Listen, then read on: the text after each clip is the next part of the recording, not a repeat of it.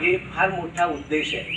लक्षात ठेवा, माझ्या अगोदर जयेशने सांगितलेलं आहे की ज्यावेळी हे त्या ठिकाणाहून पुण्याहून निघाले त्यावेळी अनवाणी भर उन्हात आणि हा डांबरी रस्ता एवढा तापलेला असताना तप्त त्या वातावरणात सुद्धा ते लोक इथपर्यंत आपल्या गोमंतक भूमीपर्यंत पोहोचले. मी खरोखरच त्यांच्या या त्यागाची म्हणजे संभाजीराजांनी ज्याप्रमाणे त्याग केला, शिवाजी महाराजांना हिंदूचे रक्षक म्हटलं जायचं, परंतु संभाजीराज धर्मवीर म्हटलं जातं. कारण धर्माच्या रक्षणासाठी त्यांनी फार मोठा त्याग केलाय.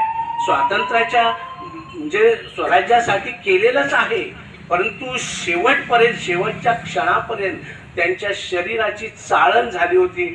भगवान श्रीकृष्णाच्या हातात सुदर्शन चक्र. सज्जनांच्या रक्षणासाठी प्रत्यक्ष भगवंतांना हातात शस्त्र घ्यावी लागली. तिथं मानवाचं काय? शिवाजी महाराज किंवा संभाजीराजे महाराज यांनी जे तलवारीच्या ताकदीवर हिंदू धर्माचं रक्षण केलं, स्वराज्य उभं केलं.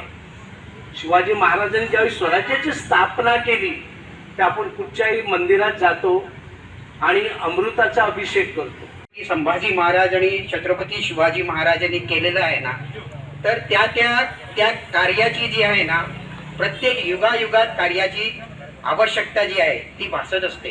आता येणारं युग किंवा हा जो काळ आहे, या काळात सुद्धा आपल्याला छत्रपती शिवाजी महाराज आणि छत्रपती संभाजी महाराजांच्या विचारांचीच आवश्यकता आहे. आता लगेचच आपण 2-4 दिवसामध्ये गुढीपाडवा साजरा करणार आहोत.